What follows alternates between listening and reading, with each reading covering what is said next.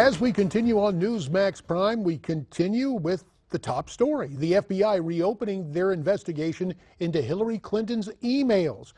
It was such a shock, such a dramatic development that basically every media outlet had to cover it.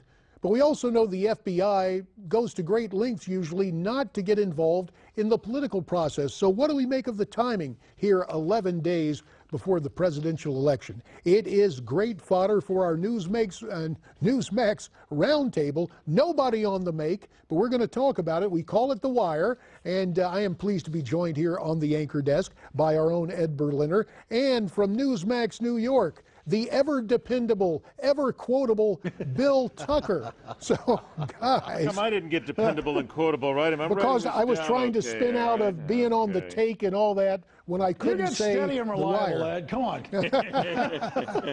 Well, I feel like that weird later. cousin at a family reunion nobody wants to talk to. See, it's just my sense of pomposity. Back in the old days when I thought I was somebody, Bill Tucker used to cover me at another network, but that's a whole nother story. Tell you what, Ed, we'll let you have first crack at today's developments. Well, no, all I wanted to say that because of what happened later today, let me see everything we were going to talk about today. Let's just go ahead and do that. Right. And we'll get rid of that because everything goes off the table. Look, the FBI couldn't avoid saying something. You knew that they were going to look further into this after the last go-round when Comey said, "There's nothing here. Don't look. Everything's fine." They absolutely were going to look, and they've got to make sure, because if it ever comes out, if it ever came out whatsoever that there were further emails with even the slightest hint of a problem, that they didn't look into it, didn't come public, the furor would be incredible. We'd never stop hearing it. Are these emails, though? But you know, I got wait a minute. Wait, hang on a minute here, Tucker. I'm not done. I'm not done yet, big guy. I'm letting you come in here. Get your wire out, Ed. Come on. But all I'm saying is you've got to investigate them. You've got to get them out there, and you've got to prove what it is. But look, at the end of the day, even Comey has said, this isn't going to happen by Election Day. So again, this will be something that the public will not know the answer of by the time they cast their ballots. It fits for both sides. Donald Trump can say something. Hillary Clinton can go ahead and say, it's not going to affect me come Election Day. Now, Mr. Tucker, yeah, you but the beauty of it, oh, thank you, Mr. Berliner. I appreciate You're that. welcome. But here's the beauty of this. Here is the beauty of this revelation today.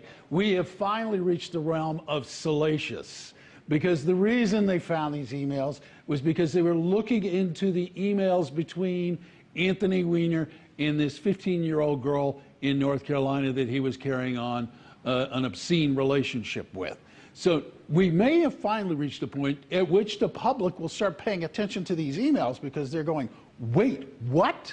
And so the networks had to carry it because, yes, it impacts Mrs. Clinton's campaign.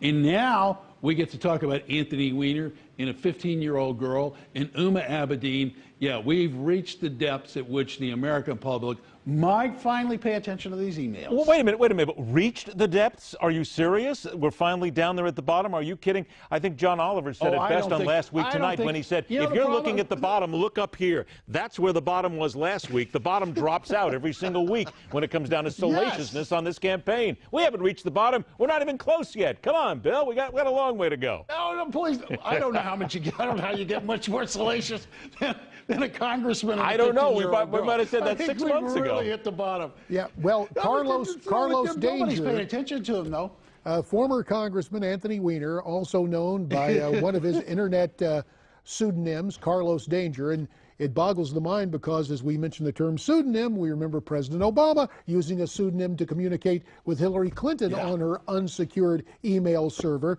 But the larger the one point, he didn't know about. That's right, the one that the alphabets still basically ignore. But getting back to what could be salacious is the whole situation.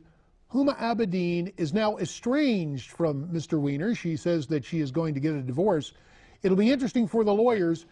Are the Weiners now, since nothing has moved forward, are they going to claim spousal immunity so they don't have to testify against each other? Because here's what I'm thinking. They went into that apartment. It's not only Weiner's devices, his little phone that he might have been tweeting the 15-year-old on. It's also all of Huma's computer information.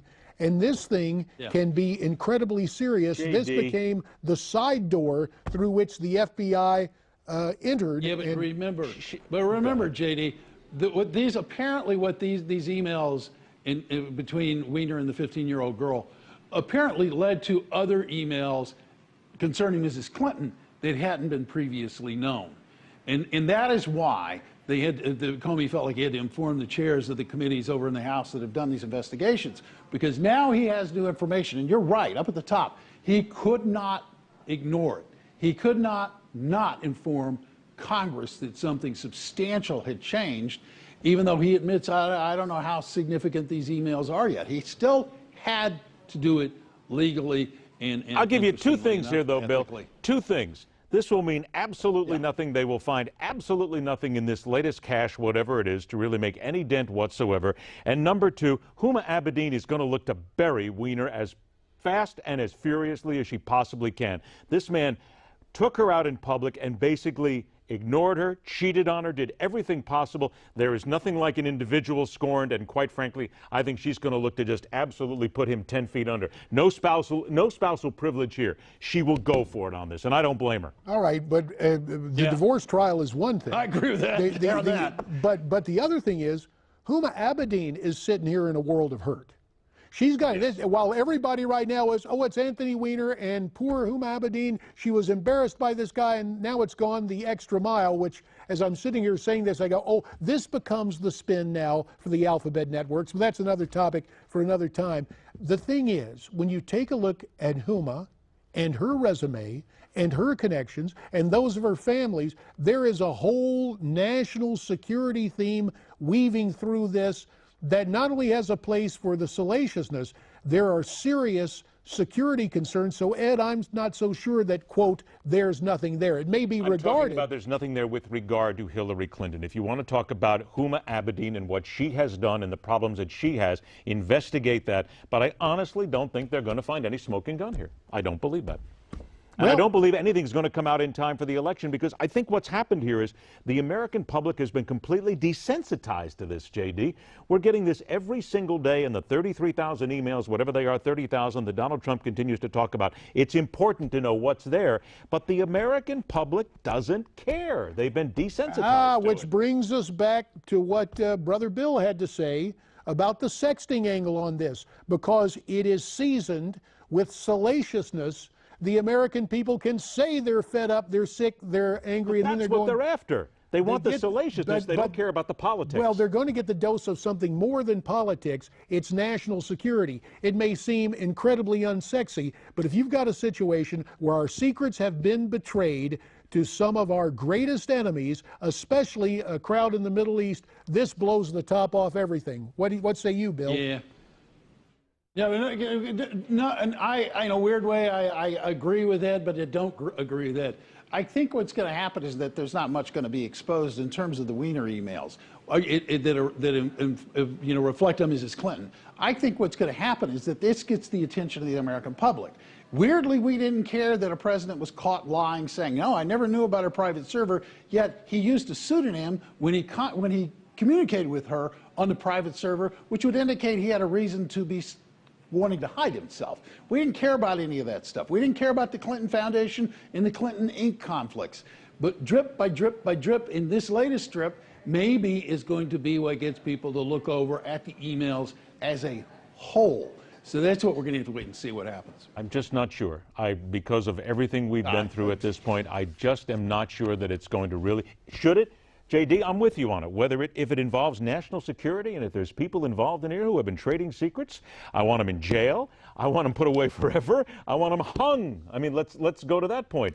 But you've got to prove something is here, and I think the American people want to say, they want to look at this and say, give me some meat. Show me exactly where it is, and let's put somebody in jail. They're tired of just hearing that drip, drip, drip. I don't think it's enough to make a Moses flood, if you will, here. Well, shared computer assets in a shared residence, and the sex and salaciousness that was mentioned earlier, combined with national security. And if you really want an element that turns this into a seeming political potboiler, imagine a president who has already enlarged the scope of executive action, using executive privilege to go in, pardon everybody, everything that moves, and trying to move past the scandal this way. JD, they don't have to, because the FBI has already pardoned almost everybody involved in this. Well, anyway. at least a couple of people. I mean, that's the. Well, for now, you gentlemen are pardoned. Congratulations, Bill. You're now pardoned for the weekend. It's all right, my friend. That's right, You're good. both of you. Get your enjoy the weekend card, and gentlemen, we very much appreciate it as The Wire continues to go into insightful analysis. Now, the question becomes, how will the alphabet networks react? We touched on it earlier. Dan Gaynor from the Media Research Center has an idea or two. He'll join us when we continue.